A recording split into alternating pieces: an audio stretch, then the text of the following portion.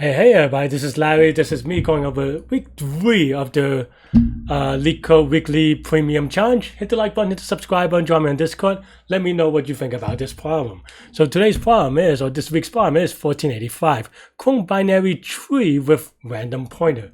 I'm just double checking that I have the right window on the screen because I think I messed it up earlier.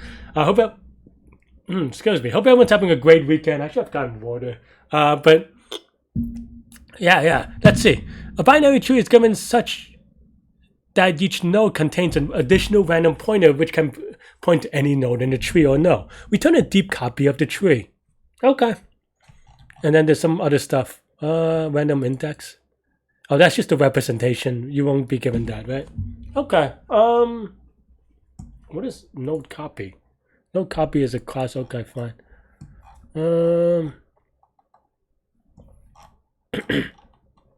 And random node. So you know, if you're not experienced with this and the first time you've seen this problem, you may wonder, you know, what's so hard about this, right? You just make a copy and you go forth, and there is some like weird things with respect to this like new random pointer that you're given, right? The reason why this makes it a little bit or maybe a lot tricky, depending on who you are and your experience and how you've done with pointers and stuff like this, which is not a trivial thing to do, is that this randomness means that now the tree is no longer a DAG, right? A DAG being a directed asynchronous graph. And with a tree, you can kind of do that on like almost like, what's it called? Like a topological sort in a way, even though you might not know that you're doing explicitly, you may be doing a topological sort because you can create them either, you know, one direction or the other direction, but you have all the pointers are kind of facing just only one way, right? And then no cycle, so you don't get into weird stuff. The thing with the random pointer now is that, well, that is no longer true. You may have to, there may be a cycle, so then now you have to figure out, okay, you have to create them in some way such that the random pointers are, well, just resolved, right? So that's basically the idea.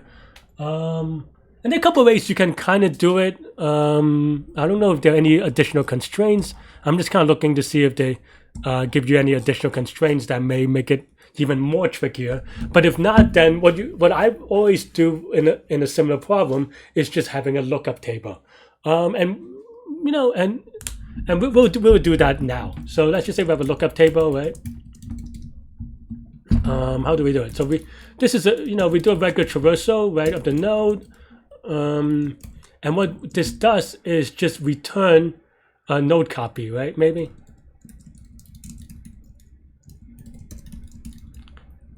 I'm not really sold on the so don't hold me to this yet because I have to. It's not sufficiently planned out yet. So yeah, I guess just return none, but.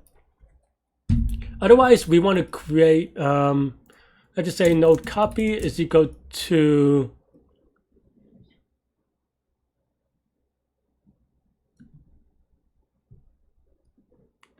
let's just say fetch of node, right? And then here we can do, it's almost like a memorization problem. So you have a node and you want to fetch the last version of the node that you have. So if node is in lookup, then we return lookup of node. Otherwise, lookup, maybe the other way around, I guess.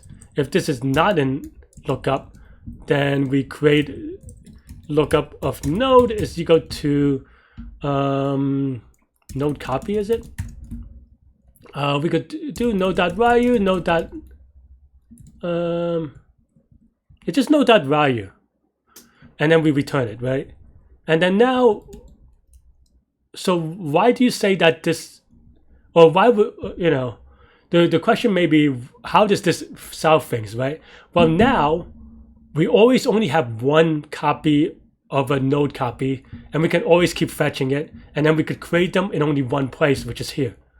So it's almost like a singleton in a way, and I guess I guess it is a singleton in the sense that memorization by itself is also a singleton. And you can also, from that comment, realize that this is also memorization in a way, right? But yeah, and then, I was hitting caps lock instead of tab. So node copy dot left is equal to fetch node dot left, right? Node.copy.right is equal to fetch node.right. And this part you could probably write a little differently, but the random part is the important part. And then now you want to traverse node.left and traverse node.right. I guess we don't, maybe I don't want it to return stuff. Maybe we don't, maybe it's fine. Maybe it just constructs. And then now we can return fetch of the root. And I think that'll be good. It's going to give a spin. None object, oh. Do I try to fetch none? Is that it? I don't know if none is, oh. No, there's always, oh wait, no, it could have no roots. Is that one of the problem? Or one of the inputs? I didn't see it. So what was it giving me over here? I mean, a certain node is, oh, I see. Because I use fetch here instead. Yeah, okay. If node is none, then we return none. I forgot. I usually write this a little bit differently, that's why. But let's give it submit, and it looks good. So the thing that you want to do with this problem is just, sorry, I'm trying to figure out like the best way to explain it, because I think pointers is kind of a hard concept in general, especially if you deal with languages that don't really always have them, right? And the way that I write it, it may look simple, but I think it betrays years of experience and dealing with similar problems that, and the way that I don't want people to think is that, oh, just memorize this, right? It's not what I mean. It's about understanding the underlying concept that you can reconstruct everything. And I think if I write this thing like 3 times, I might write it 3 different ways, but the idea will be very similar. Yeah, but the idea here is just that we want to separate the creation of the node copy with the pointers so that there's no recursiveness with the construction of the pointers, right? So if you do it in 2 different ways, then that would be good, meaning that, okay, we want to create almost in a way, and you could have done this a little bit differently, but you could in a way just create all the nodes without the pointers and then connect them one to one at a time. So that's basically the idea that I would go with, and this works. So what's the complexity, right? This is going to be linear time, linear space. This gives us linear space, but of course also, obviously, we have to return the output size is also linear space because you have 1 node for each, or 1 node copy for each node. Additional space is still going to be O of n plus h, which is O of n dominated. And yeah. And in terms of time, it's going to be just linear.